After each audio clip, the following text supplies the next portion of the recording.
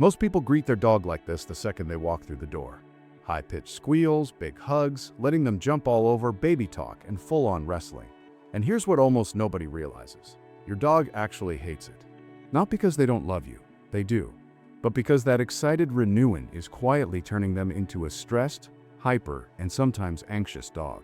Today, I'm going to show you exactly why this common greeting is backfiring, what it's really doing to your dog's brain, and the simple 3-step system that can give you a dramatically calmer, happier dog in just 30 days. Stick around till the end. This one change affects everything. 1. Problem plus reframe. Think about it. Your dog has been alone or waiting for hours.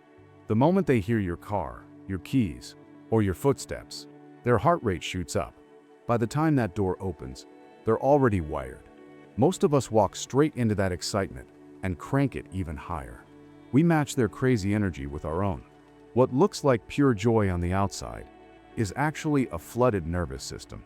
Their cortisol is spiking, they're overwhelmed, and it can take 30 minutes to over an hour for them to truly settle down. You're not breeding your dog. You're accidentally triggering a stress response that feels like love to us. 2. Why it's making things worse. Here's the sneaky part. Every single day, you're reinforcing that the absolute peak moment of their day is when you walk in like a rock star. That teaches 2 dangerous things.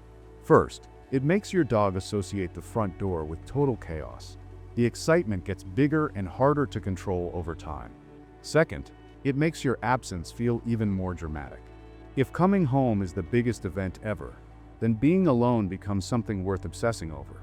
This is why so many dogs develop pacing, whining, door scratching, or mild separation issues. Not just because you left, but because they're stuck in an endless loop, waiting for that explosive renewing.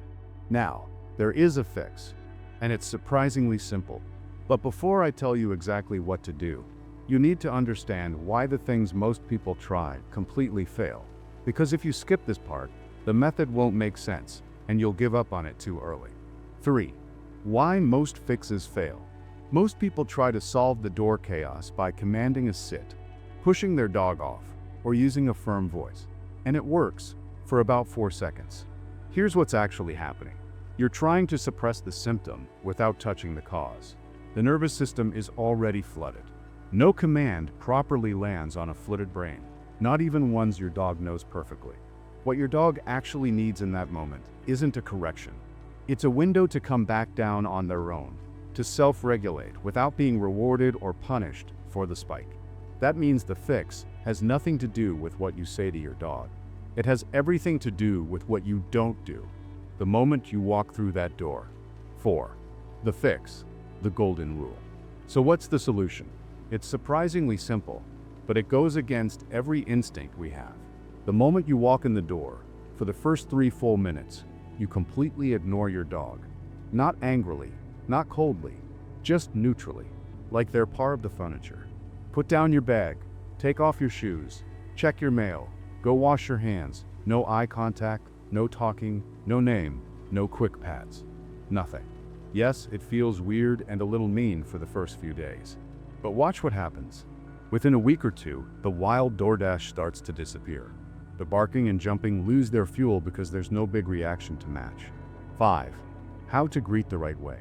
Once those 3 minutes are up and your dog has calmed down, they're breathing normally, maybe lying down or just chilling, that's when you greet them. Don't ask for a sit. Don't make it a big production. Just wait until they offer calm behavior on their own. Then use a soft, low voice. Crouch down slowly and give a few gentle strokes on the chest or side, never the head. Keep it short and calm. Then stand up and go about your evening. That's it. Calm, acknowledging calm. And if they start jumping, don't push, don't yell off, and don't make it dramatic. Simply turn your body away like a boring statue. The second all 4 paws hit the floor, you turn back and continue. Dogs are pattern learners. They'll quickly figure out that calm, grounded behavior is what opens the door to your attention. 6.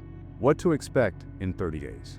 Here's the transformation timeline. When you do this consistently, Week 1, your dog might act confused and try harder, more whining or jumping. This is normal. They're testing the old rules. Stay consistent. Week 2, you'll start seeing moments of self-settling. They won't rush the door as wildly. Week 3. The jumping drops dramatically. The whole evening feels calmer because the nervous system never got flooded. Week 4. Your dog is noticeably more regulated.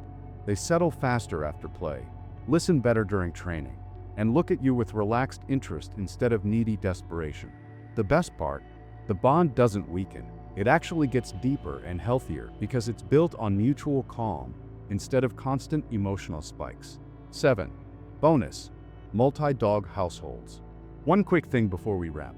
If you have more than one dog, this moment is even more important.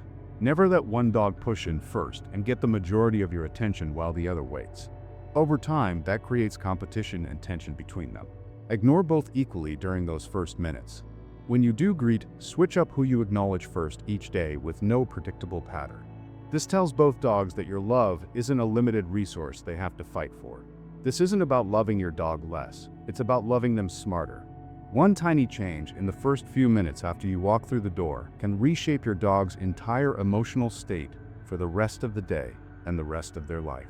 Try it for the next 30 days and tell me in the comments what changes you notice. Your dog is going to thank you in the quietest, calmest way possible.